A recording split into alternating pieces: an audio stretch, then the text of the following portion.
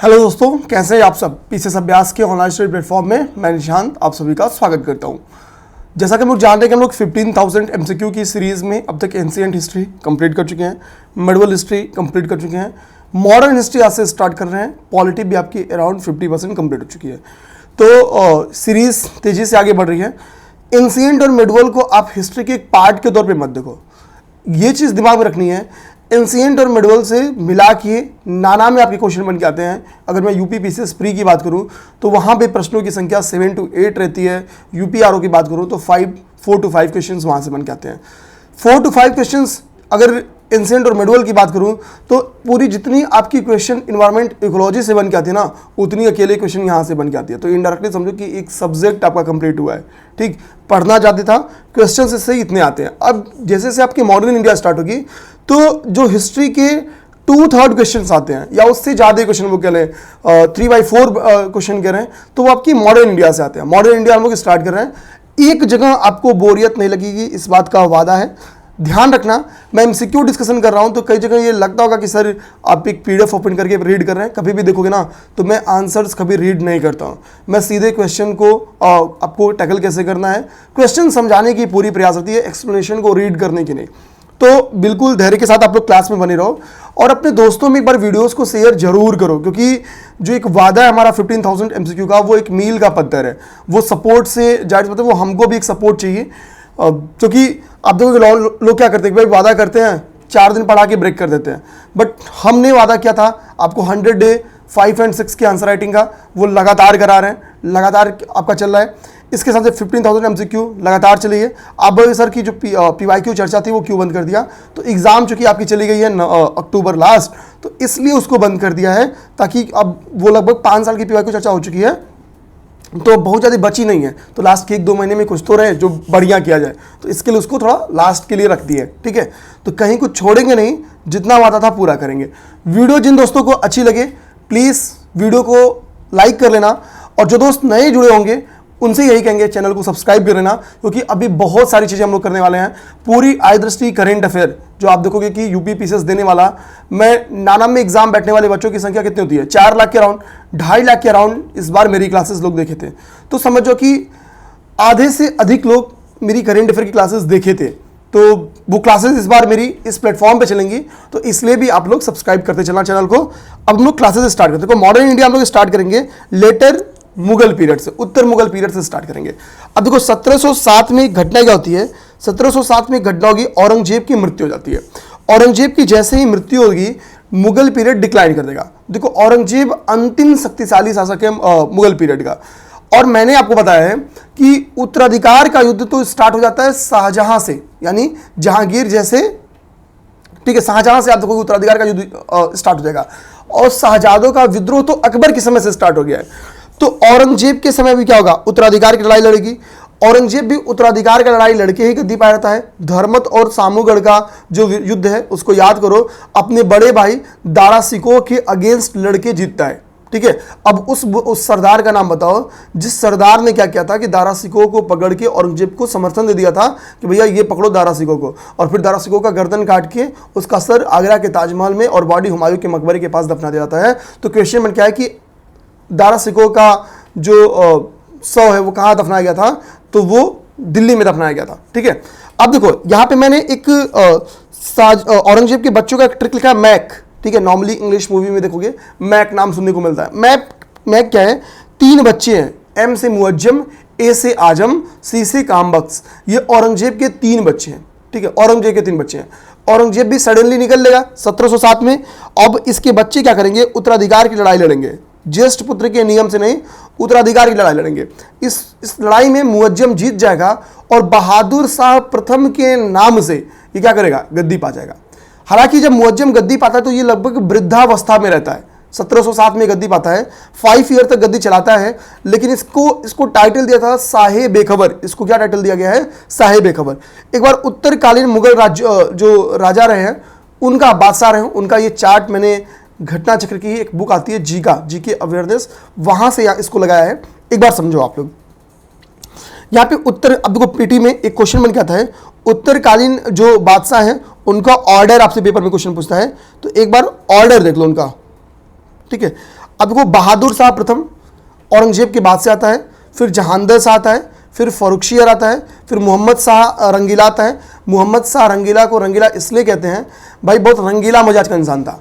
दरबार में रहने के बजाय महिलाओं के बीच में रहना ज़्यादा पसंद करता था, हिजड़ों के बीच में रहना ज़्यादा पसंद करता था। ठीक है, अब संगीत की एक शैली पीटी में क्वेश्चन भी बन के आई है। संगीत की एक खास शैली है जिसका विकास क्या हुआ है, मोहम्मद शाह रंगीला के समय हुआ है। तो भैया रंगीला जब गद्दी नहीं संभालेगा, मतलब राजगद्दी दरबार नहीं देखेगा, तो जाहिर सी बात है साम्राज्य का क्या होना है, पतन हो जाना है। अहमद शाह आएगा, आलमगीर द्वितीय आएगा, ठीक है, आलम शाह द्वितीय आएगा, फिर अकबर द्वितीय आएगा, फिर बहादुर शाह जफर आएगा। ये क्रम है। ठीक है, ये क्रम आपको याद ही करना है। इनके सब टाइटल्स कुछ हैं, जैसे साहेब ए खबर किसको कहते थे, तो बहादुर शाह जफर को। लंपट मूर्ख जहांगीर शाह को कहते थे। अब तो जहांगीर शाह, अब बोलोगे सर लंपट मूर्ख कौन था? इतिहास का एक ऐसा शासक है, लाल कुंवरी नामक एक वेश्या थी, उसके पीछे परेशान था ये।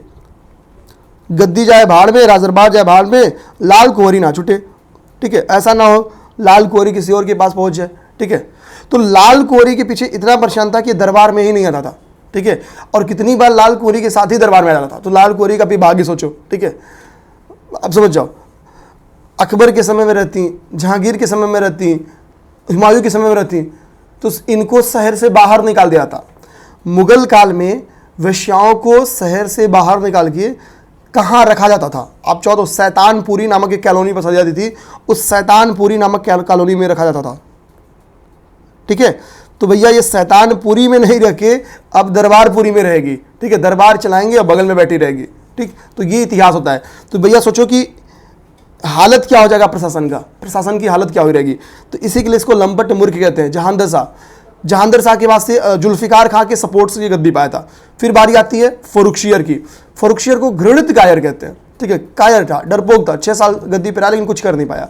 फर्रुखशियर सैयद बंधुओं के सहयोग से गद्दी पाया था। ठीक है, सैयद बंधुओं में आप बताओ दो थे, ये 2 भाई थे। उनका नाम अगर आप लोग कमेंट करोगे तो मुझे बहुत अच्छा लगेगा कि सर ये था उनका नाम। ठीक है, मैं बताऊंगा, ऐसा नहीं कि नहीं बताऊंगा, बस आगे क्वेश्चन है वहाँ क्लियर कर दूंगा। बट अच्छा रहेगा मेरे लिए, बहुत अच्छा अनुभव होगा मुझे अगर इसका नाम मेरे बताने के पहले मुझे लगेगा यार कि लोगों ने कमेंट कर दिया, तो ये अच्छा लगने वाली बात है बस। ठीक, आप कमेंट कर दो नाम इनका। अब देखो सैयद बंधुओं के सहयोग, सैयद बंधुओं ने क्या किया था, कुल 4 लोगों को गद्दी प्रदान किया था। ठीक है, 4 लोगों को समर्थन दिया था। ठीक है, आप देखोगे फर्रुखशियर से लेके मोहम्मद शाह रंगीला, F2M, फर्रुखशियर से लेके मोहम्मद शाह रंगीला के बीच, फर्रुखशियर और मोहम्मद शाह रंगीला के बीच में 2 लोग आते हैं, ध्यान देना। ठीक है, 2 अल्प, ये देखो रफ़ी उद दरजात आता है और रफ़ी उद दौला, ये 2 शासक हैं जो फर्रुखशियर और मोहम्मद शाह के बीच में आते हैं। ठीक है, ये दोनों बीमारी हो जाती है, इन दोनों की मृत्यु हो जाती है। इसमें एक रफ़ी उद दौला है, रफ़ी उद दौला ने खुद को शाहजहां द्वितीय की टाइटल दी थी। क्या, कौन सी टाइटल थी? शाहजहां द्वितीय। दौला से 2, तो शाहजहां द्वितीय सॉरी, तो किसने दिया था? रफ़ी उद दौला ने। तो इन 4 लोगों को समर्थन दिया था, यानी 4 लोगों को गद्दी पे बैठाया था।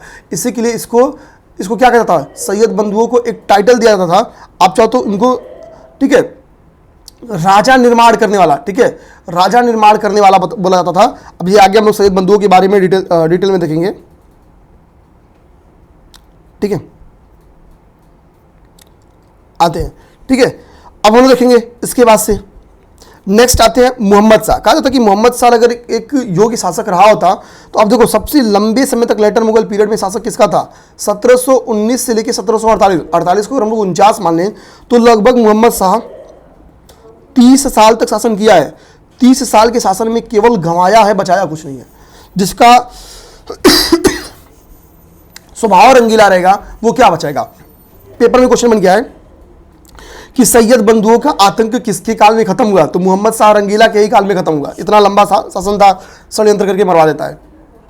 लाए भी इसको वही थे। ठीक, 30 साल शासन रहा है। इसके शासनकाल में आप देखोगे वेस्टर्न अटैक खूब हुआ है। ठीक है, वेस्टर्न अटैक की मैं बात करता हूं तो मैं अर्बन अटैक की बात करता हूं, मैं नादिर शाह की बात कर रहा हूं और अहमद शाह अब्दाली की बात कर रहा हूं। अब्दाली को एक टाइटल दिया था दुर्र ए दुर्रानी, कहीं नोट कर लो आप लोग। अहमद शाह अब्दाली को एक टाइटल था, दिया जाता था दुर्र ए दुर्रानी। आप में से कोई ऐसा योग्य अहमद शाह जो बताए कि दुर्रानी का मीन्स मतलब क्या होता था, कि दुर्रानी का सर ये मतलब होता था। तो एक पर्सनालिटी है नादिर शाह, इसको पता चल जाता है कि भैया कि भारत में क्या चल रहा है, तो ये लूट करने के मकसद से, भारत में केवल लूट करने के मकसद से क्या करेगा, अटैक करेगा। अब जो रंगीला होगा वो युद्ध के लिए तैयार तो होगा नहीं। आप सोचो अलाउद्दीन खिलजी का समय वेस्टर्न बाउंड्री तैयार करता था, वहाँ पे मनसबदारी व्यवस्था क्यों एस्टेब्लिश की गई, वहाँ पे ताकि सेना बहुत बेटर की जा सके। लेकिन ये किसी भी आर्मी पे इन्वेस्ट, इनके पास खुद ही पैसा नहीं, इतना ही पैसा है कि खुद मौज कर लो, ठीक है। अब जब लाल कुंवरी के पीछे कोई परेशान रहेगा, जिस ड्यूरेशन का योद्धा, ठीक है, अब महिलाओं और हिजड़ों का एक ग्रुप बनाया, उसके साथ रहना उठना बैठना पसंद करेगा, तो सोचो गद्दी का क्या हाल होगा। तो इसको रंगीला के बारे में, रंगीला स्वभाव पता चल जाता है, तो ये बोलता है कि यही समय नादिर शाह चलो अटैक करके खत्म कर देते हैं। तो करनाल का युद्ध होगा कब, 1739 में नादिर शाह करनाल का युद्ध लड़ेगा और मुगल सेना को हरा देगा, ठीक है। अब हरा देगा तो क्या करेगा, लूट करेगा, कत्लेआम खूब मचाता है नादिर शाह, खूब कत्लेआम मचाता है, ठीक है। कत्लेआम की स्टोरी मैं नहीं बताने बैठूंगा क्योंकि वो क्लास में उतना मजा नहीं देगा। अब देखो जब कत्लेआम मचाता है तो इतना ही नहीं करेगा, जाएगा लाल किले से क्या करेगा, तख्ते ताउस उठा लेगा। तो तख्ते ताउस पे पेपर में क्वेश्चन बने, तख्ते ताउस, इसको हिंदी में बोलते हैं तख्त ए ताउस, मतलब जिसपे बादशाह जिस गद्दी पे बैठता था उसको तख्ते ताउस कहते थे। ये मतलब कई सारे मोतियों से जड़ा हुआ ये तख्ते ताउस था। तख्ते ताउस उठा के क्या करेगा, नादिर शाह लेके चला जाएगा। तो पेपर में क्वेश्चन अगर आया कि तख्ते ताउस पे बैठने वाला अंतिम मुगल शासक कौन था, तो भैया वो मोहम्मद शाह रंगीला था, मोहम्मद शाह था, ठीक है। मोहम्मद शाह के पास क्या था, मोहम्मद शाह के पास ही कोहिनूर हीरा था। कोहिनूर हीरा क्या करेगा, उठा के लेके चल जाएगा। अब बताओ कोहिनूर हीरा अरबों के से कैसे आ जाता है सिख साम्राज्य के पास, ठीक है, महाराजा रणजीत सिंह के पास। तो ये कोहिनूर हीरा, ठीक है, चला गया भैया अरबों के पास, ठीक है, मतलब नादिर शाह के पास चला गया। तो ये अब कैसे आता है, किसके थ्रू ये आता है, राजा रणजीत सिंह के पास, जो कि पंजाब के राजा थे रणजीत सिंह हमको पता है कि सिख साम्राज्य में कई सारे आगे चल के मिसलों में डिवाइड हो जाता है। उसी में एक मिसल है सुकर, ठीक है, चकिया मिसल, सुकर चकिया। उसी मिसल से महाराजा रणजीत सिंह का संबंध होता है। 1849 आते आते ध्यान देंगे इनकी, रणजीत सिंह की जब मृत्यु हो जाती है, रणजीत सिंह ने कुछ ट्रीटी अंग्रेजों के साथ की है, ट्रीटी की है। आप अगर उस ट्रीटी के बारे में बता सको कि सर ये उस ट्रीटी का नाम था, और मतलब अमृतसर की संधि थी या कौन सी संधि थी, कि ट्रीटी का नाम सर इस सन में हुआ था, तो बढ़िया लगेगा। 1849 आते आते क्या होंगे, इन्हीं के लड़के रहते हैं दिलीप सिंह पढ़ने उड़ने में इनका मन लगता है। तो दिलीप सिंह से समझौता करेंगे अंग्रेज 2 सिख लड़ाई लड़ते हैं। सेकेंड सिख लड़ाई में क्या करेंगे कि दिलीप सिंह हार जाते हैं। दिलीप सिंह को क्या करेंगे, पेमेंट देंगे कि भाई हम हमको मंथली पेमेंट दे रहे हैं, मासिक आपको तनख्वाह दे रहे हैं, आप गद्दी छोड़ो, कोहिनूर हीरा हमको दो, जाओ पढ़ाई लिखाई करो, लंदन जाओ। तो ये लंदन चले जाते हैं। बाद में दिलीप सिंह ने सिख धर्म का त्याग करके ईसाई धर्म स्वीकार कर लेते हैं और इनकी मृत्यु भी उधर ही हो जाती है, ठीक। ये चीज़ भी आपके दिमाग में रखनी चाहिए, अभी आगे हम लोग पढ़ेंगे भी, बट यहीं पर जोड़ के बता दिया, ठीक है। एक मनुपुर का युद्ध हुआ है 1748 में। 1748 में देखो वो मोहम्मद शाह रंगीला का अंतिम ड्यूरेशन भी है। 1748 में जो मनुपुर का युद्ध है ये अहमद शाह अब्दाली के द्वारा किया गया है। किसके साथ, अहमद शाह अब्दाली। अब देखो अब अब्दाली नॉर्मली ये लड़ाई क्या हुआ, अब्दाली हार गया था, ये लड़ाई क्या हुआ था, हार गया था, ठीक है। अब अब्दाली ने एक लड़ाई मराठों के साथ लड़ी है, ठीक है। तो वो बताओ अब्दाली वर्सेस मराठा किस लड़ाई में हुआ था, अब्दाली वर्सेस मराठा। देखो जितना होमवर्क दे रहा हूँ मेरे भाई प्लीज़ करते चलना, आगे सारी मिलेगी, ठीक है। ऐसा नहीं कि इनका आंसर्स नहीं मिला आपको, आगे सारे के आंसर्स पड़े हुए हैं, तो सब पे चर्चा करेंगे, कोई दिक्कत नहीं आएगी, बट आंसर्स आप लोग करते चलो। रंगीला के बाद से आपकी बारी आती है अहमद शाह, फिर आलिमगढ़ द्वितीय, जिसको अजीजुद्दीन भी कहते हैं, अली गौहर का टाइटल शाह आलम द्वितीय लिया है, ठीक है। अच्छा पेपर में बार क्वेश्चन आया हुआ है, अंतिम मुगल सम्राट कौन है, बहादुर शाह जफर। 1857 को पता है कि 1857 का रिवॉल्ट होता है, जिसमें सहमति के साथ क्या होता है, सहमति 11 मई को, 11 मई ना, 11 मई या 11 जून 1857 को क्या होता है कि बगावत करके लोग दिल्ली पहुंच जाते हैं। एग्जैक्ट डेट में भूल रहा हूँ, खैर कोई बात नहीं है। बाद में जब दिल्ली पे कैप्चर कर लिया जाएगा, अब बताओ कि दिल्ली को वापस कौन सा अंग्रेज अधिकारी था जिसने विद्रोहियों से कहा, हालांकि हमको स्टेटमेंट विद्रोहियों ने 1857 के रिवॉल्ट करने वाले लोगों से वापस छीन लिया था। तो जब वापस छीन लिया तो क्या किया जाएगा कि बहादुर शाह जफर के बच्चों को, शाहजादों को सामने ही मार दिया जाएगा, ठीक है, गर्दन काट दिया जाएगा, और इनको पेंशनर बना के भेज दिया जाता। कहाँ पे? ठीक है, इनको पेंशनर बना के बताओ कहाँ भेज दिया जाता। बहुत ही फेवरेट जेल थी, ठीक है, रंगून, रंगून भेज दिया जाता है, जाओ आप वहीं मौज करो, ठीक है। इनको पेंशन के तौर पे क्या जाता है भाई, आप 1 लाख रुपया पर मंथ आपको दिया जाएगा पेंशन।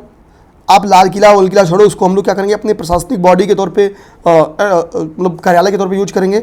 उस सारे एसेट का आपको 15 लाख, ठीक है, रुपया देंगे किराए के तौर पे, किराया देंगे उसका, ठीक है। और भी इनको कुछ चीज़ें दी जाती है, यानी 1 लाख रुपया मंथली इनको ये, और 15 लाख रुपया किराया इनको मिलता था अपने एसेट्स का, भेज दिया गया। तो ये पेंशनर बाद में क्या, तो ये पेंशनर बन जाता है। इसके बाद से कोई बादशाह बचता नहीं, क्योंकि इनके बच्चों को तो मार जाता है, जो बच्चे जाते हैं वो माफिया मान के जेलों में भेज दिए जाते हैं, ठीक है। तो ये रंगून चले जाते हैं। तो अंतिम पेशवा को पूछे कौन है, तो बहादुर शाह जफर, ठीक है, अंदना। इनके पिताजी का क्या नाम है? इनके पिताजी का नाम है अकबर द्वितीय। इनके पिता का नाम क्या है? अकबर द्वितीय। ये इंपॉर्टेंट बात है, पेपर में क्वेश्चन पूछा हुआ है। ये सारी चीज़ें हमने बता लिया, लगभग 17-16 मिनट का टाइम होगा।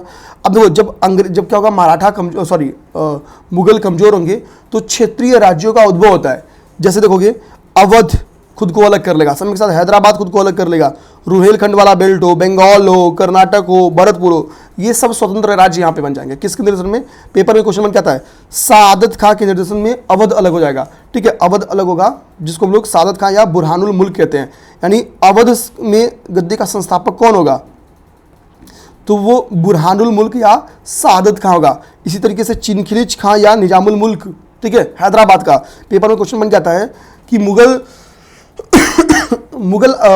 बादशाहों के द्वारा हैदराबाद में, ठीक है, या ये यहाँ पे नहीं, यहाँ पे मुर्शिद कुली खां वाले में आता है कि मुगल बादशाह द्वारा बंगाल का नामित, यानी जो मतलब बंगाल में बनाए गए अंतिम सूबेदार या गवर्नर कौन था, मतलब जिसको मुगलों ने चयन किया था, तो मुर्शिद कुली खां थे। मुर्शिद कुली खां ही खुद को स्वतंत्र कर देगा उसके बाद से। इसके बाद से इसका दामाद आता है, वो स्वतंत्र रूप से आता है, वो उसको मतलब मुगल नहीं बनाते हैं। जैसे मुर्शिद कुली खां की नियुक्ति फर्रुखशियर के द्वारा की जाती है बंगाल में, लेकिन बाद में किसी की नियुक्ति मुगल नहीं करेंगे। यानी अंतिम बार किसी का अगर नियुक्ति किया है बंगाल में तो वो मुर्शिद कुली खां है। न्यू किसने डाला? मुर्शिद कुली खां ने, ठीक है। आते हैं दाऊद खां अली रुहेलखंड, कर्नाटक में सादत उल्लाह खां। देखो, सादत खां अगर बोलेगा तो अवध, बाद में उल्लाह जुड़ जाएगा तो हो गया कर्नाटका। भरतपुर में चूड़ामन या बदन सिंह, ठीक है। तो ये इंपॉर्टेंट है। मुझे मानना कि यहाँ से अब तक हमने जितना किया, एक क्वेश्चन तो मिनिमम 1 से 2 क्वेश्चन यहाँ से आने वाला है। अब नहीं सर इतना पढ़ा दिया, क्वेश्चन एक भी नहीं लगवाए भाई। देख, 20 मिनट पढ़ा समझा दिया, 40 मिनट क्वेश्चन की प्रैक्टिस कराऊंगा, 40 मिनट कम से कम 40 क्वेश्चन की प्रैक्टिस कराऊंगा, और कहीं बोरियत नहीं लगेगी, बहुत आराम से हर चीज़ समझ में आएगा, ठीक है। आओ,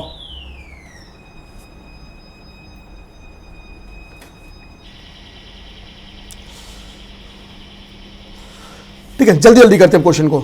कह रहा है कि औरंगजेब ने 1707 ईस्वी में मृत्यु होने के बाद सत्ता किसने संभाली, यानी आफ्टर औरंगजेब डेथ गद्दी पे लिटर मुगल पीरियड का पहला शासक कौन था? बहादुर शाह प्रथम था, मुअज्जम इसका नाम हुआ कहता था। नेक्स्ट क्वेश्चन सेकंड बताओ, निम्नलिखित में से किस मुगल सम्राट ने अंग्रेजों को बंगाल में शुल्क मुक्त व्यापार की सुविधा प्रदान की? तो फर्रुखशियर के बारे में आप ऊपर देखोगे, यहाँ पे शायद मैं एक्सप्लेन करना छोड़ गया, यहाँ पे मैंने देखो लिखा भी है कि फर्रुखशियर का शाही फरमान 1717 में क्या हुआ था, फर्रुखशियर ने एक शाही फरमान जारी किया था। इस फरमान में एक बात बोली गई थी कि भैया आप हमको केवल 3000 रुपया महीना दे दो, 3000 रुपया सालाना टैक्स दे दो, आप टैक्स फ्री क्या करो, व्यापार करो, हमको कोई दिक्कत ही नहीं है, ठीक है, बंगाल में। तो इसी को शाही फरमान कहते हैं। 3000 रुपये किच में कर दिया भाई, अब सोचो, ठीक। तो इसको अब शाही फरमान किसने जारी किया? तो शाही फरमान आपका फर्रुखशियर ने जारी किया था, 3000 वार्षिक कर देके, ओके, ये बात होगी। फर्रुखशियर का टाइटल अभी तो हमने बताया है। फर्रुखशियर को कौन लेके आया था? तो सैयद बंधु लेके आए थे, ये भी मैंने बताया आपको। फर्रुखशियर को घृणित कायर कहा जाता था, 6 साल तक लगभग ये गद्दी पे रहा है, ओके। नेक्स्ट, राजा बनाने वाले, किंग मेकर किसको कहा जाता था? ये तो अभी बताओ कि 4 राजाओं को बनाए हैं, तो किंग मेकर किसे कहा जाता था? तो वो सैयद बंधु, हुसैन अली, ठीक है, और अब्दुल्ला खां, ठीक है, ये 2 थे, हुसैन अली और अब्दुल्ला खां। ये तो क्या, ये राजा बनाने, ये देखो कि कई सारे ग्रुप्स रहा करते थे मुगल डायनेस्टी में, तो हिंदुस्तानी दल के ये नेता हुआ करते थे, ठीक है, हिंदुस्तानी दल के नेता थे, तो हुसैन अली और अब्दुल्ला खां। ओके,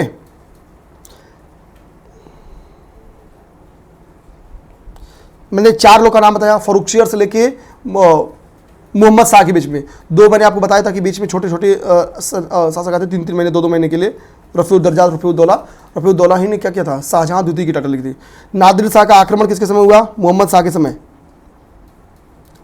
किसके शासनकाल में हिजड़ों और महिलाओं की एक वो रहती थी फौज, मोहम्मद शाह रंगीला, ठीक है। 40-30 साल शासन किया, कुछ किया ही नहीं, ठीक है, केवल अटैक हुआ, सब कुछ खोया, पाया कुछ नहीं। संगीत की टप्पा शैली, मैंने आपसे बोला भी था कि इसके ड्यूरेशन में संगीत की एक शैली का विकास हुआ था, तो संगीत की टप्पा शैली का विकास किसके ड्यूरेशन में हुआ था, मोहम्मद शाह रंगीला के ड्यूरेशन में, मोहम्मद शाह रंगीला। ऑर्डर पूछ रहा है, ऑर्डर आप लोग इजीली लगा लेंगे, कोई दिक्कत तो होगी नहीं, ठीक है, तो इसको छोड़ देते हैं, ऑर्डर आप लोग लगा लोगे। देखिए जैसे यहाँ पे पूरा ऑर्डर ही हम लोग देखें ना भैया, बहादुर शाह, जहांगीर शाह, फर्रुखसियर, मोहम्मद शाह, ठीक है, तो उसमें कोई दिक्कत नहीं आएगी, ऑर्डर आप लोग लगा लेना, ठीक है। अंतिम मुगल सम्राट बहादुर शाह था, उसके पिता का नाम क्या था, ठीक है, अकबर शाह द्वितीय, पहले ही अभी ऊपर बता दिया हूँ, तो कोई दिक्कत नहीं है। निम्नलिखित कथनों में से कौन बहादुर शाह जफर के बारे में सही नहीं है, बहादुर शाह जफर के बारे में, तो क्या है, वह बिना साम्राज्य का सम्राट था, ठीक है, बिल्कुल सही बात है। पतन हो गया था साम्राज्य का, सारे स्वतंत्र, मैंने क्या बोला कि भैया सारे प्रांतों ने, आपने मुगल डायनेस्टी मैंने आपको बताया प्रशासन, तो मैंने क्या बताया कि भैया जो उनका साम्राज्य था, मुगलों का जो साम्राज्य हुआ करता था, वो किस में डिवाइड था, वो प्रांतों में डिवाइड था, ठीक है। प्रांत फिर किस में डिवाइड थे, सरकार या जिलों में डिवाइड थे, ठीक है। सूबा, इसी को प्रांतों क्या कहते थे हम लोग, सूबा कहते थे, ठीक है। फिर सरकार किस में डिवाइड थे, परगना या महलों में डिवाइड थे, ये तो मैंने बताया था। तो भैया जब सारे प्रांत ने खुद को क्या कर लिया, स्वतंत्र कर लिया, तो वो क्या हो गया, बिना साम्राज्य का सम्राट हो गया। क्लियर बात, सही। अगला कह रहा है इब्राहिम जौक और असद उल्लाह खां गालिब उसकी कविता के शिक्षक थे, क्योंकि वो एक जो मतलब बहादुर शाह जफर एक बेहतरीन कविता मतलब कहने वाले थे। अब ये स्टेटमेंट वालों को नहीं आता तो कोई बात नहीं है, अब धैर्य बना रखो। अब ये डी वाला देखो, करा कि वो 1 लाख रुपए से कम प्रति माह ईस्ट इंडिया कंपनी से पेंशन पाते थे। तो मैंने आपसे पहले बताया 1 लाख रुपए पेंशन मिलती थी, 15 लाख रुपए उनकी जो अन्य एसेट्स थे, उन एसेट्स का उनको किराया मिलता था, ठीक है, और पारिवारिक खर्चा उनको 1,000 रुपया देता था कि भाई आप पारिवारिक खर्चा भी चलाओ। तो डी वाला ऑप्शन गलत है, बाकी सारे ऑप्शन सही है। हसन अस्करी उनके आध्यात्मिक निर्देशक थे।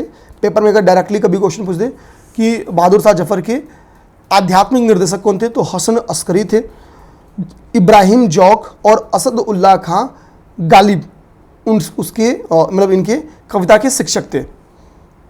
नेक्स्ट, अवध का प्रथम नवाब कौन था, तो मैंने आपको बताया कि सादत खान ने क्या किया था, अवध को अलग करवा लिया था, ठीक है।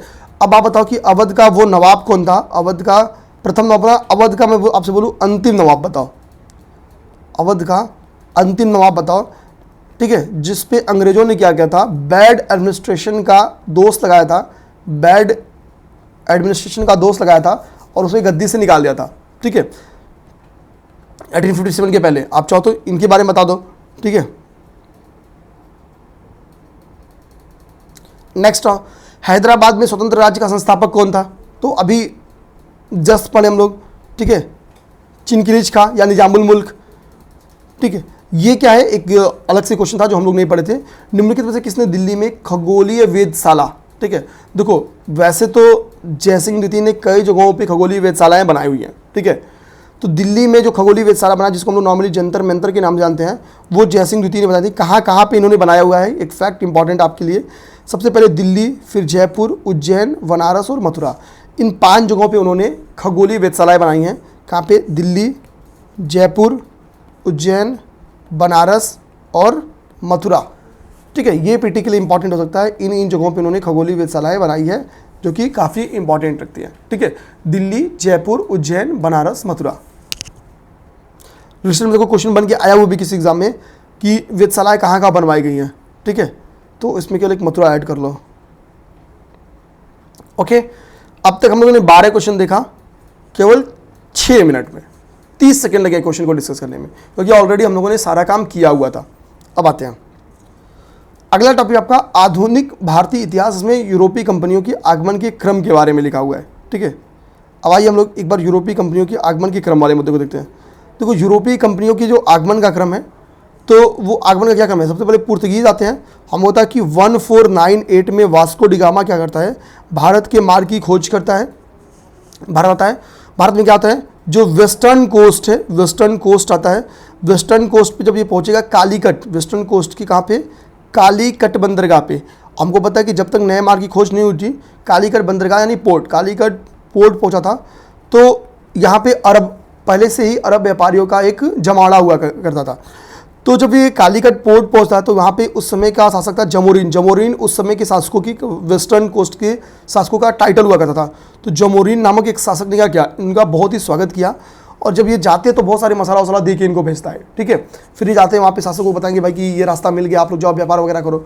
अब बताओ जब यहाँ से जो गुड्स होते हैं, जो सामान होते हैं, उसको लेके जब यहाँ से मसाला वगैरह वास्को डी गामा पहुँचता है पुर्तगाल, तो उसको कितने गुने का फ़ायदा होता है? 100 गुना, 200 गुना, 300 गुना, 400 गुना या 500 गुना का आने जाने सबका खर्च निकाल के उसके बावजूद उसको कितने गुने का फ़ायदा होता है। तो आप भारत में मार्केट की स्थिति समझ सकते थे, भारत की विश्व बाजार में स्थिति। अब आ जाओ, क्वेश्चन देखो क्या कह रहा है, एक ही चीज़ समझो। कंपनियों के प्रवेश कब किया? तो ठीक है, कंपनियों का प्रवेश कब किया? ऊपर जस्ट भी बताया है, उससे इसको कर लेना। आगे क्या कह रहा है? कह रहा है कि मध्यकाल में सर्वप्रथम भारत से व्यापार संबंध स्थापित करने वाले थे तो पुर्तगीज भैया 1498 में ही आ गए थे, सबसे पहले आए थे। तो भारत में सबसे पहले कौन? तो पुर्तगीज ने ही हमको पता कि तंबाकू लेके आए। बाद में तंबाकू का ऐसा हाल हो गया कि लोग घोर के पीना स्टार्ट कर दिए। ठीक है, जिसको बाद में जाके क्या जहांगीर ने जब तंबाकू पे बैन लगा देता है। ठीक है, पुर्तगीज आते हैं, ये ब्लू वाटर पॉलिसी जारी करते हैं। ठीक है, ब्लू वाटर पॉलिसी जारी करते हैं। ब्लू वाटर पॉलिसी किसने जारी की वो हम लोग सब समझेंगे। सारी बातें हम लोग पुर्तगीज के बारे में धीरे धीरे समझेंगे। ठीक है, नेक्स्ट क्वेश्चन आ जाओ। तीसरा, भारत में पुर्तगीज शक्ति का वास्तविक संस्थापक कौन माना जाता है? ठीक है, तो देखो यहाँ पे वास्को डी गामा तो भाई को ये केवल एक व्यापारी था, आके चला गया। ठीक है, तो ये तो तुरंत काट दो, सबसे आसान ऑप्शन सबसे पहले काटो। अब देखो यहाँ पे अल्बुकर्क का नाम है, बार्थोलोम्यू डायस का नाम है, जॉर्ज ऑक्सडर्न का नाम है। देखो एक पुर्तगीज गवर्नर था, उसका नाम है Francisco de Almeida. Francisco de Almeida ने वही है जो ब्लू वाटर पॉलिसी जारी किया था। फ्रांसिस्को डी अल्मीडा वही है जिसने ब्लू वाटर पॉलिसी जारी की थी। ब्लू वाटर पॉलिसी की तरफ हमको बताया कि टैक्स लिया जाता था ट्रेड करने के लिए ब्लू वाटर का, यानी सी वाटर का यूज़ करने के लिए, बोट्स को चलाने के लिए।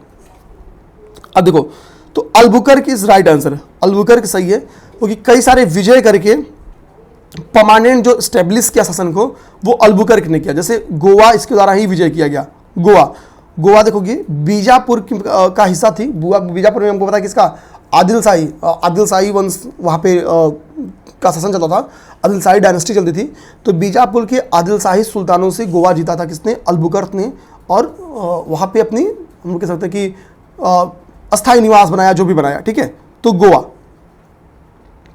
अच्छा, नेक्स्ट कह रहा कि पुर्तगीज ने भारत में किस स्थान पर पहला दुर्ग का निर्माण किया? ठीक है, तो देखो पुर्तगीज ने पहला दुर्ग का निर्माण जो किया था वो कहाँ किया था? प्रथम दुर्ग का निर्माण कोचीन में किया था। और ध्यान देना, जब कोचीन में ये दुर्ग का निर्माण किया था तो अल्बुकर्क के द्वारा ही इस प्रथम दुर्ग का निर्माण कराया गया था। हालांकि उस समय अल्बुकर्क गवर्नर नहीं था, ये दिमाग में रखना है, अल्बुकर्क उस समय गवर्नर नहीं था। अब आते हैं नेक्स्ट क्वेश्चन। कह रहे कि बंगाल की निम्नलिखित फैक्ट्रियों में से एक स्थान जो पुर्तगालियों द्वारा स्थापित की गई थी वह थी। ठीक है, तो मतलब पुर्तगीज ने बंगाल में भी फैक्ट्री स्थापित की। ठीक है, अभी तो हमने कोचीन में देखा।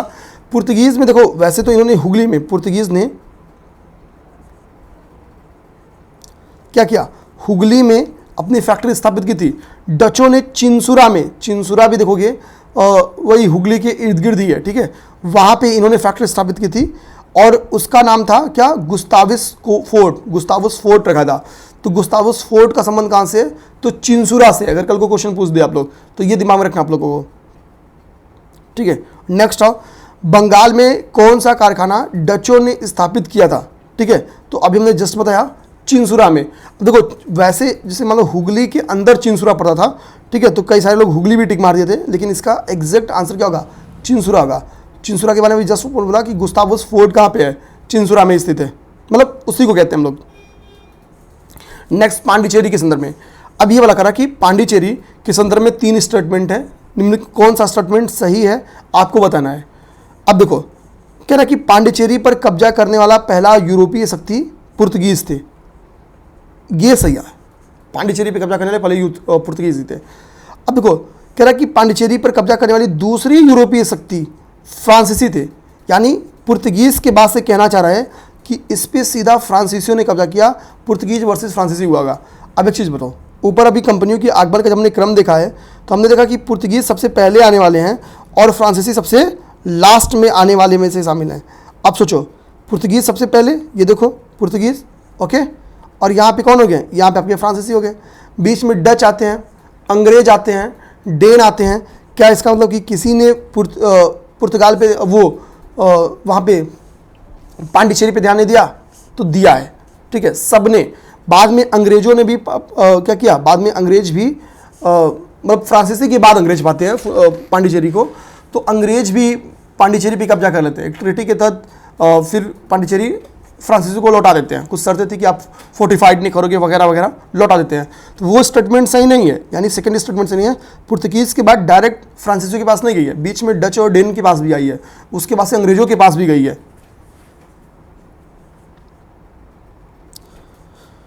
तो यानी सेकंड स्टेटमेंट तो सही नहीं है, सेकंड सही नहीं है तो 2 स्टेटमेंट कट गया, केवल एक ही स्टेटमेंट सही हो सकता है, तो वो पहला स्टेटमेंट ऑलरेडी सही है, तीसरा भी गलत है। निम्नलिखित में से कलकत्ता का संस्थापक कौन था? अभी क्वेश्चन बन के नहीं आएगा क्योंकि खुद कलकत्ता हाईकोर्ट ने इस पर आंसर दे दिया है। जॉब चार्नक को माना जाता था इसका सही आंसर, लेकिन अब इस पर कलकत्ता हाईकोर्ट का जो डिसीजन है वो आ चुका है, ठीक है, और वो डिसीजन यही है कि जॉब चार्नक के पहले भी कलकत्ता मतलब एग्जिस्ट करती थी। नेक्स्ट क्वेश्चन है, निम्न में से किस स्थान पर भारत में प्रथम नगर निगम की स्थापना की गई? तो प्रथम नगर निगम की स्थापना ईयर भी पेपर में पूछा हुआ है, ठीक है, 1688 में 1688 में प्रथम नगर निगम की स्थापना की गई है, कहना है कहाँ पे? तो आंसर है मद्रास। हमको पता है कि बंगाल, बॉम्बे और मद्रास, ये 3 प्रेसिडेंसीज थी किसकी? ईस्ट इंडिया कंपनी की। हालांकि सबसे संपन्न प्रेसिडेंसी कौन थी? तो बंगाल की प्रेसिडेंसी रहती है। इसी के लिए बाद में कि तीनों की प्रेसिडेंसी के गवर्नर अलग होते थे, बाद में बंगाल की प्रेसिडेंसी को तवज्जो देते हुए बंगाल के गवर्नर को बंगाल का गवर्नर जनरल कहा गया। 1784 के एक्ट से कहा गया था, ये 1773 के रेगुलेटिंग एक्ट से, 1773 के रेगुलेटिंग एक्ट में ये बात बोली गई थी, या 1784 के पिट्स इंडिया एक्ट में ये बात बोली गई थी? कमेंट करिए आप लोग। नेक्स्ट क्वेश्चन, ठीक है, 12 ऑलरेडी कर चुके हैं हम लोग, 12 क्वेश्चन, आज 22वां क्वेश्चन लोग करने जा रहे हैं। भारत में ईस्ट इंडिया कंपनी की सफलता का क्या राज था? सफल है कंपनी तो उसमें खूबियाँ होंगी। पहला, राष्ट्रीय भावना की कमी नहीं थी, ये प्राइवेट कोई कंपनी नहीं थी, ठीक है। फ्रांसीसी कंपनी का सबसे बड़ी दिक्कत क्या थी? फ्रांसीसी कंपनी एक गवर्नमेंट कंपनी थी, एक प्राइवेट कंपनी थी, लेकिन फिर भी इनमें राष्ट्रीय भावना थी। बाद में देखोगे कि यूके के द्वारा इसको कंट्रोल किया था, ठीक है, तो ये बिल्कुल सही बात है। Board of control, board of directors का गठन किया गया था, याद करिए आप लोग। तो राष्ट्रीय भावना की कमी नहीं थी, बिल्कुल सही बात है, ठीक है। जैसे यूके में इंडस्ट्रियल रिवॉल्यूशन होता है, ईस्ट इंडिया कंपनी उनके इंडस्ट्रियल रिवॉल्यूशन को सपोर्ट करने में लग जाती है। सेकंड स्टेटमेंट, कंपनी की सेना को पश्चिमी प्रशिक्षण मिला था, तो बिल्कुल सही बात है।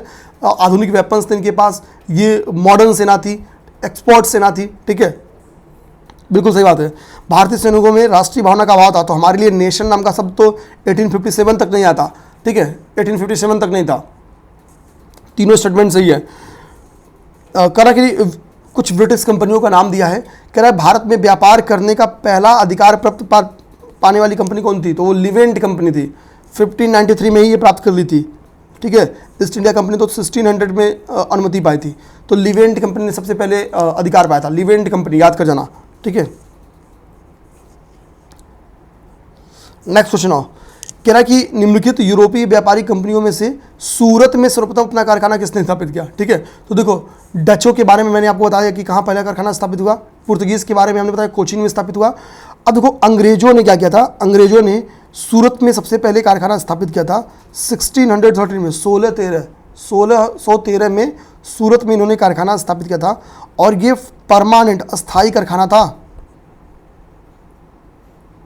ठीक है, अस्थायी कारखाना था। बाद में 1611 में आते आते इन्होंने ध्यान देंगे यहाँ पे देखो, ईस्ट इंडिया कंपनी ने 1611 में जो मछलीपट्टनम में कारखाना स्थापित किया था वो एक अस्थायी कारखाना था, लेकिन पहला अस्थायी कारखाना। अच्छा, यहाँ भी क्लियर स्टेटमेंट रखना, क्वेश्चन केवल उल्टा ये पूछ दे कि ईस्ट इंडिया कंपनी ने पहली बार कहाँ कारखाना स्थापित किया, तो मछलीपट्टनम में। पहले अस्थायी कारखाना कहाँ स्थापित किया, तो सूरत में। ठीक है, सूरत में जहांगीर परमिशन दे देता है। इसके पहले जब हमको पता कि 2 लोग आए थे, कैप्टन हॉकिंस और टॉमस रो, तो पहले वाले जो भाई साहब आए थे वो परमिशन तो नहीं दिलवा पाते हैं, लेकिन दूसरा वाला टॉमस रो दिलवा देता है। नेक्स्ट था, ठीक है, हमने देखा सादत खां। सादत खां कौन था, अवध के साम्राज्य का या अवध का संस्थापक था। ठीक है, स्वतंत्र साम्राज्य जिसने स्थापित किया। अब देखो क्वेश्चन क्या बन गया है, प्रयागराज का आप देखोगे कि प्रयागराज में का किला है ना, किसका, अकबर का। तो अकबर का किला क्या हुआ था, किसके कंट्रोल में था, तो वो था सादत अली खां, जो बाद में नवाब बन जाते हैं 1798 में। 1798 में क्या करते हैं, अंग्रेजों के साथ ट्रीटी कर लेते हैं और अंग्रेजों को दे देंगे किला, भैया तुम लो, तुम इस किलो को देखो। ठीक है, 1798 में फ्रांसीसी ईस्ट इंडिया कंपनी, मतलब फ्रांसीसी ईस्ट इंडिया कंपनी का गठन, ईस्ट इंडिया कंपनी मतलब कि पूर्व की जो इंडिया है उसके साथ क्या करेंगे, व्यापार करने वाली कंपनियों को नॉर्मली सबकी नाम ईस्ट इंडिया ही रहती थी। ठीक है, तो देखो होता क्या था, एक मंत्री था जिसका नाम था कॉलबर्ट। कॉलबर्ट बहुत दूरदर्शी सोच का मंत्री हुआ करता था। ठीक है, एक सेकेंड, ओके, थोड़ा प्यास लगी थी मुझे। अब कॉलबर्ट क्या था, एक बहुत दूरदर्शी सोच का मंत्री था लुई 14वें के काल में, लुई 14 के काल में। ये इसी के रिक्वेस्ट पे क्या होता है कि फ्रांसीसी कंपनी बनाई जाती है, लेकिन ये एक कंपनी गवर्नमेंट कंपनी होती है। इसका नाम था कंपनी देश इंदेश ठीक है, ओरिएंटलेस। ठीक है, कंपनी देश इंदेश ओरिएंटलेस नाम से इस कंपनी का निर्माण किया गया लुई 14 के काल में। अब देखो, चूंकि पूरी उपलब्धि 14वें के पास होती है, इसी के कारण क्या है कि मतलब 14वें को जो जो कॉलबर्ट था, कॉलबर्ट को पूरा का पूरा जिम्मा मिलता है। ध्यान देना, मतलब इसके निर्माण में शासन भले लुई 14वें का था, लेकिन पूरी की पूरी जिम्मा किसको मिलती है, वो कॉलबर्ट। इसी के लिए फ्रांसीसी कंपनी का संस्थापक कॉलबर्ट को कहा जाता है, ना कि लुई 14वें को। आगे कह रहा है कि फ्रांसीसी दक्कन में शक्ति आंदोलन स्थापित करने में असफल रहे, दक्कन वाले बेल्ट में। कारण क्या था, ठीक है, हमको पता है दक्कन को लेकर अंग्रेज वर्सेस क्या होगा, अंग्रेज वर्सेस फ्रांसीसी होगा। तो कह रहा है कि डुप्ले सक्षम सेनापति नहीं था। ठीक है, तो डुप्ले हमको पता है कि बहुत ही सक्षम सेनापति था। ठीक है, तो असफल रहने का ये कारण नहीं है। भारतीय लोग फ्रांसीसी को पसंद नहीं करते थे, ऐसा नहीं है। भारतीय को, भाई अंग्रेज को कौन पसंद करते थे, हमको तनख्वाह दो, पैसा दो, हम काम करेंगे तुम्हारे लिए। ठीक है, पांडिचेरी सामरिक केंद्र था, इसलिए असफल रहे, ऐसा कुछ नहीं। देखो, अंग्रेजों की फौज शक्तिशाली थी, हमको पता है कि एक बहुत बड़ा नेवल पावर बन के आते हैं ये। और ऑस्ट्रिया के जब उत्तराधिकार का युद्ध होता था, ऑस्ट्रिया के उत्तराधिकार के युद्ध के पश्चात जब वो सप्तवर्षीय संघर्ष में लड़ते हैं, तो फ्रांसीसी मतलब आर्मी के तौर पे या नेवल पावर के तौर पे डिस्ट्रॉय कर जाते हैं।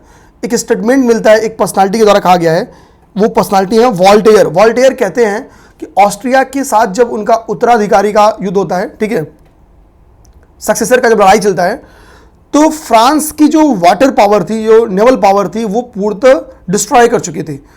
सप्तवर्षीय युद्ध के दौरान क्या होता था, उनके पास सिंगल पोर्ट जो था, सिंगल जो जलपोत था वो नहीं बचा था। ठीक, तो ये है कहानी पूरी। अब यहाँ पे देखो भाई, पांडिचेरी को बिना को सोचे क्या करो, फ्रेंच से मिलाओ, एक आध दो एक ही है, आंसर मिल गया, कुछ भी सोचना नहीं था।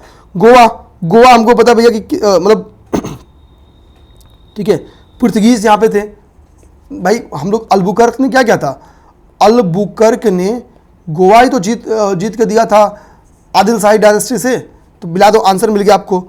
इसके बाद से आओ डचों ने, बताओ, डचों ने भारत के सामान को असली कुछ भी बेच दिया। ये सामान बेचना है, बेच दिया, इस सामान को बेच दिया। सूती वस्त्र को एक व्यापारिक वस्त्र बनाने में सबसे बड़ी जो भूमिका निभाते हैं वो डच निभाते हैं। ठीक है, इन्होंने नागपट्टनम में भी, चिंसुरा हो, मछलीपट्टनम हो, अब देखो अभी कुछ चीज़ तो आप पढ़ के आए हो, कोचीन के बारे में भी पढ़ के आए हो। ठीक है, कोचीन वाले, ठीक है, मछलीपट्टनम में इनका था। आगरा में दिमाग रखो, आगरा में भी इनकी स्थापना वो थी। ठीक है, तो लगभग सभी जगहों पे इन्होंने व्यापारिक अड्डे बनाए थे, बहुत जगहों पे इनके व्यापारिक अड्डे थे। ठीक है, डी ऑप्शन सही है। कर्नाटक युद्ध किनके मतलब लड़ा गया, तो भैया अंग्रेज और फ्रांसिस। 3 कर्नाटक वार हुए हैं, प्रथम, द्वितीय और तृतीय। पहला कर्नाटक युद्ध फ्रांसीसी जीत जाते हैं, दूसरा अनिर्णायक रहता है, तीसरा फ्रांसीसी हार जाते हैं। ठीक है, आते हैं प्रथम कर्नाटक युद्ध, द्वितीय कर्नाटक युद्ध, तृतीय कर्नाटक युद्ध, प्रथम आंग्ल मैसूर युद्ध। तो द्वितीय कर्नाटक युद्ध मैंने क्या बताया, ये अनिर्णायक युद्ध रहेगा, पता ही नहीं चल पाएगा कौन जीता कौन हारा, क्योंकि डुप्ले को बीच में हटा लिया जाता है। डुप्ले की जगह पे किसको भेजा जाता है, अब बताओ, डुप्ले की जगह पे काउंट डी लाली को भेजा जाता है या किसी और को? काउंट डी लाली को भेजा जाता है या किसी और को? यस या नो? इफ यस तो कोई बात नहीं, अगर आपको लगता है नो सर काउंट डी लाली नहीं था, तो था कौन बताओ? केवल नो तो तुक्का नहीं मारना है। ठीक है, सी का 3, आप सी का 3 मिलाओ, आंसर मिल गया। ठीक है, सी का 3 आंसर मिल गया। प्रथम कर्नाटक युद्ध क्या था? तो प्रथम कर्नाटक युद्ध आप देखोगे एक्स ला चैपल की संधि हुई थी। प्रथम कर्नाटक युद्ध क्या हुआ था? ऑस्ट्रिया के उत्तराधिकार के मुद्दे पर हुआ था। ऑस्ट्रिया के उत्तराधिकार। द्वितीय कर्नाटक युद्ध भारत में उत्तराधिकार के मुद्दे पर हो गया था। ठीक है, किन 2 क्षेत्रों को लेके बताओ? ठीक है, अब यहां पे क्या लिखा है? तृतीय कर्नाटक युद्ध। तो तृतीय कर्नाटक युद्ध का अंत क्या हुआ है? पेरिस की संधि से हुआ है। ठीक है, प्रथम आंग्ल मैसूर में ब्रिटिश की हार हुई है। प्रथम आंग्ल मैसूर किसके बीच में हुआ? एक तरफ से हैदर अली था, हैदर अली था। द्वितीय आंग्ल मैसूर युद्ध में हैदर अली मर जाता है और टीपू सुल्तान आ जाता है। नेक्स्ट, निम्नलिखित में से कौन सा सुमेलित नहीं है? तो पहला आंग्ल, देखो अब इसको तैयार करने का तरीका है, आप हमेशा कभी भी तैयार करने का तरीका यह है, जो युद्ध हो, जैसे मान लो कि कर्नाटक का फर्स्ट वर्ल्ड वार हुआ, सॉरी फर्स्ट युद्ध हुआ 1746 में हुआ, 2 साल चला, 2 साल चला, 48 में खत्म हो गया। ठीक है, अब देखो 1746 में हुआ था, केवल 2 साल चला था। अब इसकी महज एक ही साल बाद, यानी अगले ही साल कर्नाटक का द्वितीय युद्ध भी स्टार्ट हो जाता है, यानी 1749 में। अब देखो यहाँ पे 48 से फिर 50 लिख दे रहा, 1750। कर्नाटक के प्रथम वार और द्वितीय युद्ध के बीच में, कर्नाटक फर्स्ट और द्वितीय वार के बीच में क्या है? 2 ईयर का गैप लिख रहा है। जबकि ध्यान देना है, कर्नाटक का प्रथम युद्ध और द्वितीय युद्ध के बीच में कोई साल का अंतर नहीं है, 21 साल होता है अगले साल, मतलब 48 में पहला खत्म हो रहा है और 50 में दूसरा स्टार्ट हो जा रहा है। ठीक है, तो यहीं से समझ में आ गया कि ये गलत है। ऐसे कुछ ट्रिक्स बना के जब तैयार करोगे तो गलतियां होने की संभावना बहुत, क्योंकि देखो पानीपत का तृतीय सबको पता है 1768 है, 1746 में ये हुआ था, ये भी सबको पता है, कोई दिक्कत नहीं आएगी। जो फंसेगा वो यहीं फंसेगा। ठीक है, अब आपको आप बोलोगे सर ये 48 52 कौन याद करता है? मैं बताता हूँ कौन याद करता है। भैया प्रथम कर्नाटक युद्ध एक्सला चैपल की संधि से समाप्त हुआ था, तो हम पढ़ते हैं 1748 में हुआ था। बताओ द्वितीय कर्नाटक युद्ध किस संधि से समाप्त हुआ था? तृतीय कर्नाटक युद्ध कौन से ट्रीटी से हुआ था? तो उसका ईयर पेपर में आता है क्वेश्चन पूछने के लिए, तो वो तो आपको याद करना ही पड़ता है, उससे कर लोगे। पानीपत का तृतीय युद्ध, चल मेरे भाई बता, अभी मैं कुछ देर पहले भी क्वेश्चन पूछा था, बताओ कौन किया था? जो सैपल या चैपल की संधि है वो 1748 में हुई थी। ठीक है, इसमें क्या बोला गया था? देखो ये एक्चुअली ये कैसे डुप्ले ने अंग्रेजों की बहुत सारे लोकेशन को जीत लिया था। ठीक है, बहुत सारे लोकेशन को जीत लिया था, कुछ कुछ लोकेशन पे कंट्रोल कर लिया था फ्रांसीसियों के, अंग्रेजों ने। तो कह रहा कि प्रथम कर्नाटक युद्ध की समाप्ति हुई थी इसके साथ, तो बिल्कुल सही, ट्रीटी में समाप्ति होगी।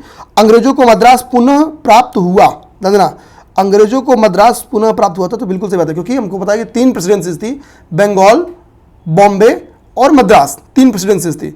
तो मद्रास प्रेसिडेंसी पे कब्जा कर लेता है डुप्ले ने, डुप्ले इस ट्रीटी से वापस दे देता है। मतलब समझौता ये हुआ था कि आप हमारे क्षेत्र को हमको दे दो और अपना क्षेत्र आप ले लो। ठीक है, यही समझौता, तो बहुत खराब समझौता हुआ था, क्योंकि बहुत सारे एरियाज ऑलरेडी डुप्ले के पास थे।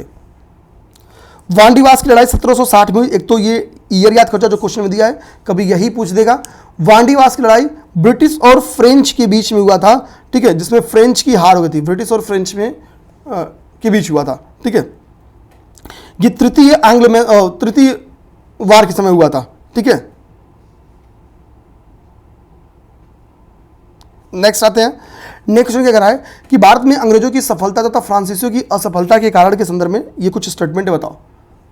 तो अंग्रेजों को बंगाल विजय से अपार धन और जनशक्ति प्राप्त हुई, तो बिल्कुल सही बात है। फर्टाइल एरिया था तो धन बहुत ज़्यादा प्राप्त हुआ।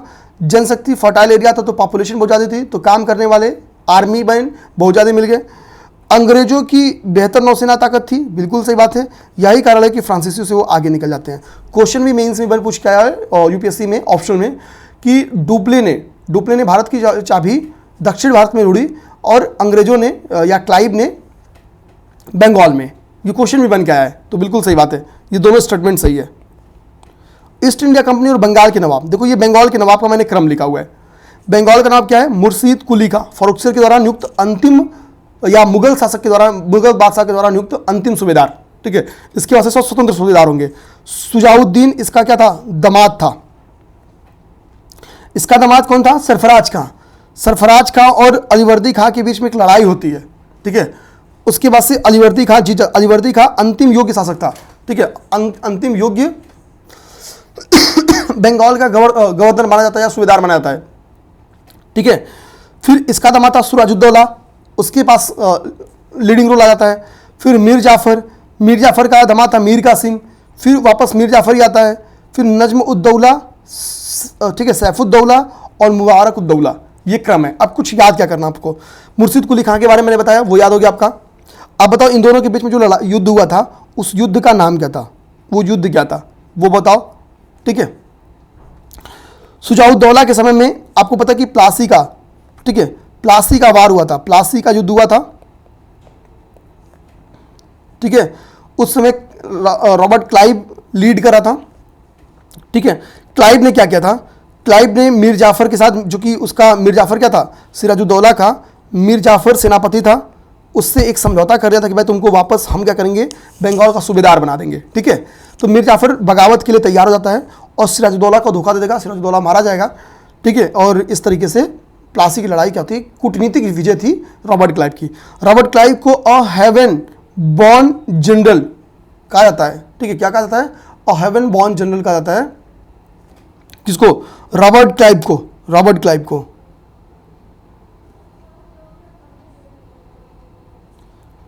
ठीक है। अब इसके बाद से नेक्स्ट देखेंगे। अब मीर जाफर प्लासी के युद्ध के बाद से सूबेदार बनेगा, इससे कुछ कुछ रियायतें लिया जाएगा। बाद में मीर जाफर रियायतें देना बंद कर देगा, तो इसका दामाद मीर कासिम को दे दिया जाएगा। बाद में मीर कासिम रियायतें देगा, लेकिन जब देखेगा कि भाई कि इंटरनल क्या हो रहा है, कि दस्तक का बहुत दुरुपयोग हो रहा है, तो ये पहला काम करेगा कि आपकी अपनी राजधानी मतलब चेंज कर लेगा।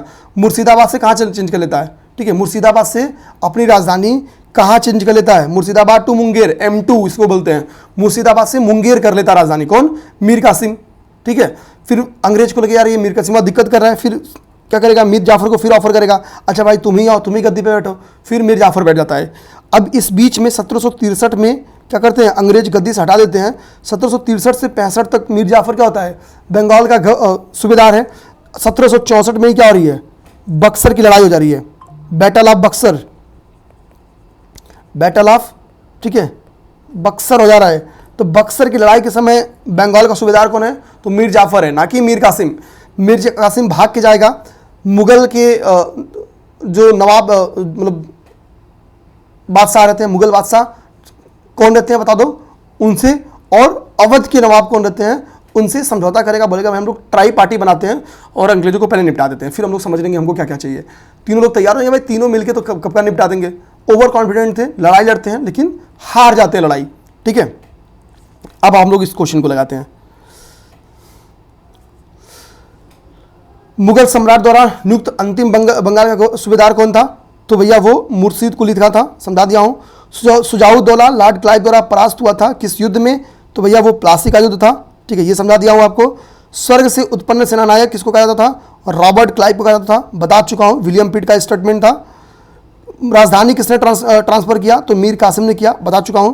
सबसे अधिक निर्णायक जिसने अंग्रेजों को भारत में प्रभुत्व की स्थापना की, तो प्लासी का युद्ध नहीं होगा क्योंकि ये कूटनीतिक लड़ाई थी। पानीपत का तीसरा युद्ध तो वो लड़ाई नहीं था। वांडीवास का युद्ध फ्रांसीसियों से लड़ा गया था। बक्सर की लड़ाई आंसर है। बक्सर की लड़ाई के समय बंगाल का नवाब कौन था? तो बक्सर की लड़ाई के नवाब मीर जाफर था, अभी समझा दिया हूं आपको। ईस्ट इंडिया कंपनी को बंगाल का करा कि एक किस शासक ने ईस्ट इंडिया कंपनी को बंगाल की दीवानी प्रदान की? तो भैया जब बक्सर की लड़ाई लोग हार जाते हैं तो मुगल क्या करते हैं? मुगल शासक कौन था? मुगल शासक शाह आलम द्वितीय था, ये मुगल शासक था। ये क्या करेगा? दीवानी दे देगा, कहाँ की? बंगाल की दीवानी दे देगा कि भैया आप ले लो ईस्ट इंडिया कंपनी को। अगला क्या है क्वेश्चन? अवध सल्तनत के हिंदू नायब वजीर के संदर्भ में, तो अवध में क्या है, अवधों ने भी क्या किया था, अवध वाले बेल्ट में भी हिंदू वजीरों को, हिंदुओं को बहुत ऊंचे ऊंचे पद पे रखा गया था। जैसे एक पर्सनालिटी है राजा टिकैत राय, ठीक है, नवाब आसिफुद्दौला के अर्थ मंत्री थे, तो बिल्कुल सही बात है। अब अर्थ मंत्री, इकोनॉमिक मिनिस्टर बनाया जा रहा है, तो भाई ये बहुत ऊंची पोस्ट है। तो अवध के नवाब राज्य में सामान्यतया कतिपय कुछ हिंदू जाति के लोगों को उच्च स्थान प्राप्त किया था, तो बिल्कुल सही बात है। ऊपर ही एग्जाम्पल लिखा है राजा टिकैत राय के बारे में, तो दोनों स्टेटमेंट सही है। निम्न में से किसने भारत में सर्वाधिक विरोध किया, किसने अंग्रेजों का सर्वाधिक विरोध किया? मराठाओं ने किया है, 3 वार किए हैं, ठीक है। और एक समय तक तो मतलब मुगलों का विकल्प मराठा को देखा जा रहा था। जब पानीपत का तृतीय वार हार जाते हैं मराठा, फिर अंग्रेजों को लगता है यार हम जीत सकते हैं। सिखों से 2 टाइम लड़ाई लड़े हैं, ठीक है। राजपूत कभी इनके सामने कुछ थे ही नहीं, मुगल और राजपूत कुछ थे ही नहीं, ठीक है। और ये सारी चीज़ें हम लोग देख लिए। इसके बाद हम लोग देखेंगे पंजाब और मैसूर, ठीक है। सिख धर्म ऑलरेडी हम लोगों ने पढ़ लिया है, पंजाब समझने में दिक्कत नहीं आएगी, और नहीं भी पढ़ रहे तो दिक्कत नहीं आती। मैसूर भी दिक्कत नहीं आएगी, कहीं दिक्कत नहीं आएगी। बस आप लोग वीडियो को लाइक कर दो, चैनल को सब्सक्राइब कर दो। मिलते हैं नेक्स्ट क्लास में। जय हिंद।